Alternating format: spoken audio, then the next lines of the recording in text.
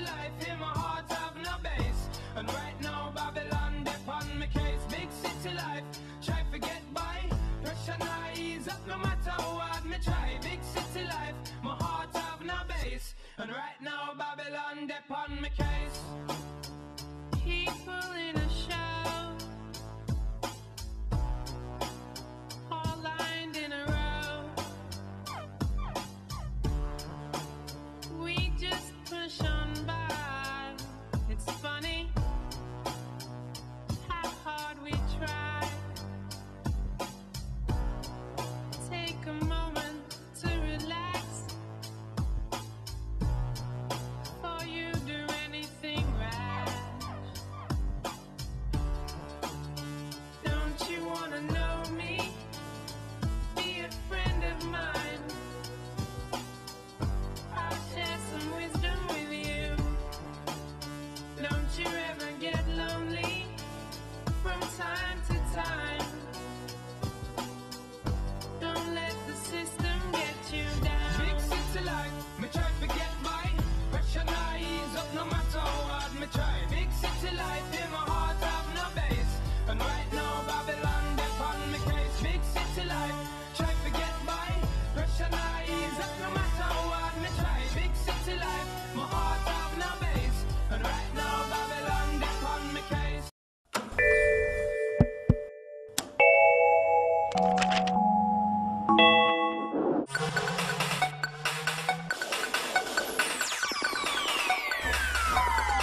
The internet is a machine built to share information.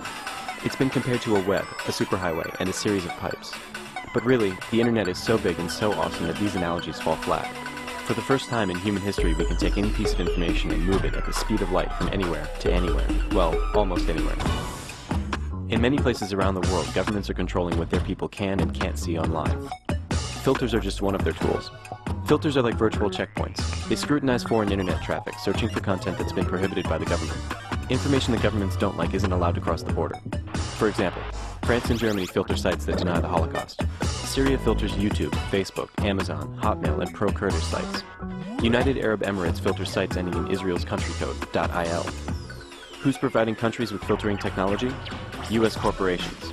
These include companies like Google and Microsoft. Some of the same brands we use to open the flow of information at home are shutting it down abroad. In China, Google submits results pre-approved by the government.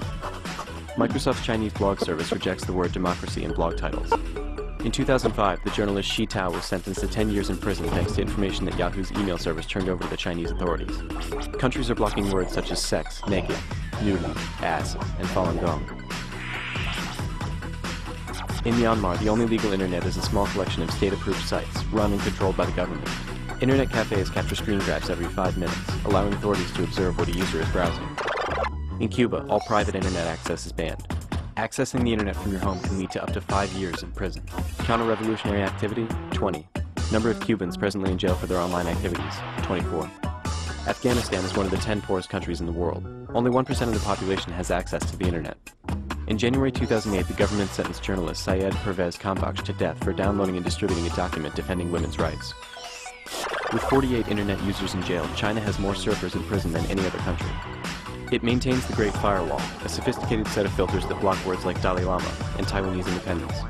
China even has its own virtual police team, Jingjing and Chaochao, who pop up twice an hour in cyber cafes to remind users of correct web browsing habits. According to Reporters Without Borders, there were more than 2,600 websites, blogs, or forums shut down or blocked in 2007. 63 online journalists, internet users, and bloggers are imprisoned worldwide.